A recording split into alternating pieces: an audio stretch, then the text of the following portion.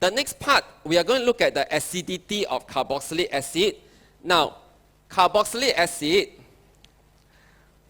we are going to look at how to compare the acidity of carboxylic acid to alcohol and phenol, and we are also going to compare the acidity of carboxylic acid with other carboxylic acid.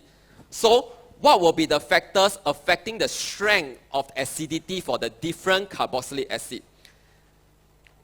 So first, let's recall the acidity concept. Now, so carboxylic acid is a weak acid. Okay, so because it's a weak acid, it dissociates partially, so reversible arrow to give you the carboxylic anion. Now, the strength of the acid is dependent on the stability of the anion. Okay, so how do I stabilize the anion? Now, first you need to understand why is your anion unstable in the first place. Now, your anion is unstable because can you see that this oxygen here has an O minus and the charge is concentrated on your O minus. So, because there's a concentration on the charge on your O minus, this O has high charge density. And what happens when a high charge density? If a particular atom has high charge density, it will be very attractive to positively charged species. And what do you notice here? Your product H3O plus is a positively charged species. So you form an O minus where the charge is very concentrated, is very attracted to H3O plus. And what happens? This O minus will just use its lone pair to take a proton from H3O plus. So you will just take a proton from H3O plus. And when you take a proton from H3O plus, what happens? It will just form back your carboxylic acid. So I don't want the charge to be very concentrated on the O minus. Because once it's very concentrated, it will take away the H plus from H3O plus and form back the carboxylic acid. And it will favor the backward reaction. So I don't want the backward reaction to favor. I want the forward, the dissociation to be favored. So what should I do about the charge? I don't want the charge to be concentrated on the oxygen. And therefore, to do so, the negative charge must be dispersed. So you disperse out the charge, it will be less concentrated. The charge density will be lower. Okay? So when we disperse the charge, the anion will be stabilized. And when it's stabilized, it will favor the dissociation. So therefore, the more stable the anion is, your acid will dissociate to a greater extent, and hence, I will form a stronger acid. So remember, stability of the anion is dependent on the dispersal of the negative charge. So, if I use this analogy, where you see a boat here, and there are gold bar. The gold bar represents the electron. So if all your gold bar is concentrated on one end of the boat, obviously your boat will become unstable because one side is very heavy. And what will happen? The boat will sink because it's unstable. But what if you spread out the gold bar to more people? So you notice that now, because it's spread out, your boat now become more stable. So what we are trying to show you here is that the spreading out of your charge, the dispersal of the negative charge can result in stability. So acidity is dependent on the dispersal of that negative charge. Okay, so for carboxylic acid, what you need to take note here is that it is the strongest acid while the alcohol is the weakest. Okay, so why is it strongest? Because it forms the most stable anion, while alcohol forms the least stable anion. So why alcohol forms the least stable anion here? Because if you look at the alkoxide anion, it's bonded to a R group. The O minus with the charge is bonded to a R group. So this R group is electron donating in nature. So it will donate electron towards the oxygen and it will intensify that negative charge. It will make that anion less stable. So now it's making the charge more concentrated. Therefore, less likely for the alcohol to dissociate. Now, why phenol is a stronger acid than alcohol? This part here we have covered in alcohol lecture as well. Because the phenoxide ion form is more stable. Why would the phenoxide ion form be more stable? Because your phenoxide ion, recall, the O minus has a p orbital which can overlap with the pi electron cloud. And because of this overlap, now the lone pair electron can be delocalized into the pi electron cloud. And therefore, it will disperse the negative charge of your phenoxide ion. And hence, because of this, your phenoxide ion is resonance stabilized, so it becomes more stable. Now, let's now look at carboxylic acid. Now, for carboxylic acid, what you need to take note here, because I say that it's more acidic, therefore the ion form must be more stable than the phenoxide ion. Now, similarly, carboxylic ion is also resonance stabilized. How is it resonance stabilized? What you need to notice here is that the O minus here has a p orbital. This p orbital, can you notice that there's a CO double bond? That means it has pi electron cloud. So therefore, the p orbital on the oxygen atom with the O minus can overlap with the pi electron cloud of your CO double bond.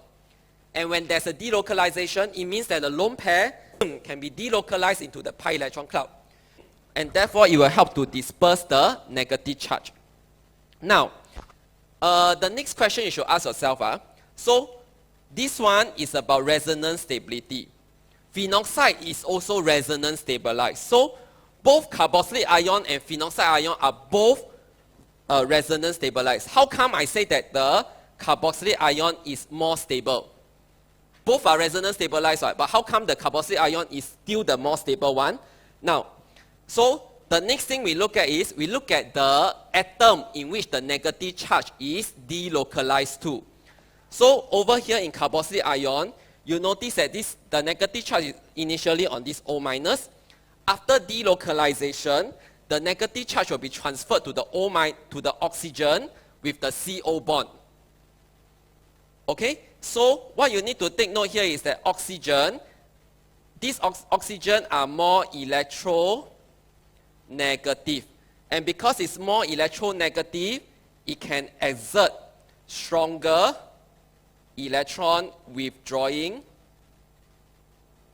effect. And because it can exert stronger electron withdrawing effect, it will be able to, the charge will be more distributed.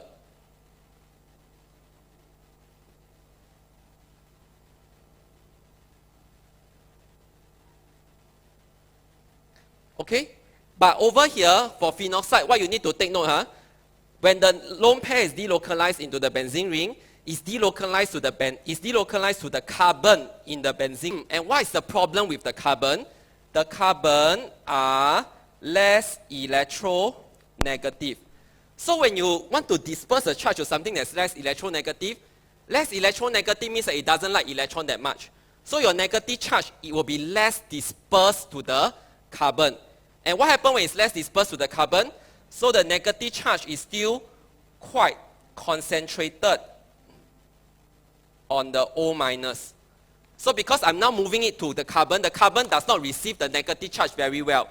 So most of the time the negative charge is still on the oxygen in your phenoxide ion. But however, in your carboxylic ion, the negative charge can be transferred to another oxygen. Oxygen can receive negative charge better because it's more electronegative.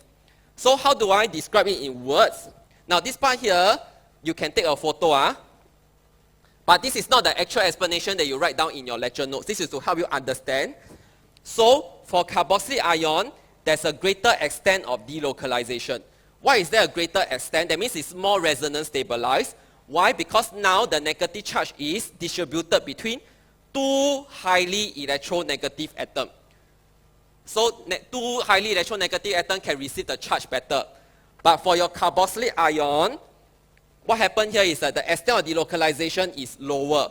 Why is the extent of delocalization lower? Because now I'm delocalizing between one highly electronegative O atom to the less electronegative carbon atom. So carbon atom does not receive the negative charge very well. Okay, so carboxylic anion has a greater extent of delocalization. So it's more resonance stabilized.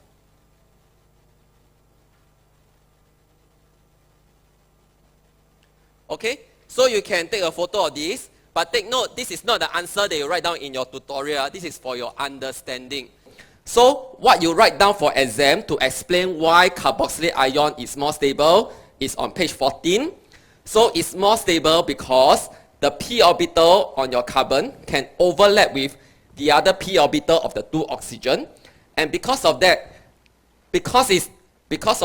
now the negative charge is distributed equally. So it's not just concentrated on 1 oxygen, but it's equally distributed between the 2 oxygen. So because of this equal distribution, your negative charge is well dispersed. So because of so you can add in the greater dispersal of the negative charge, it will result in the stability of the carboxylate anion. Okay? So unlike phenoxide, the distribution is not that equal. But over here, the distribution to the other oxygen is equal. So that's why your charge is more dispersed. Okay, so this is the answer that you will write down in your tutorial, in your exam, to explain why carboxylate anion is more stable, and hence why carboxylic acid is a stronger acid as compared to the rest. Okay, Ken? So now, let's move on. Now, so we are given 3 compounds here, and we are supposed to predict the relative Ka value. Now, what do we know about the Ka value? We know that the greater the Ka value, the more acidic the compound is. And we also learned just now that carboxylic acid is more acidic than phenol, more acidic than alcohol. So how do I arrange these 3? I need to check what type of compound they represent. For your first one, C5H11COOH, definitely it is a carboxylic acid. Then your second compound, C6H13OH, this one is a alcohol. And C6H5OH, this represents a benzene ring. So a benzene ring with an OH group is a phenol. So once you have identified a type of compound, you can arrange them in the order of acidity, because your carboxylic acid will be the most acidic, followed by your phenol, followed by your alcohol. So this will be the order of acidity.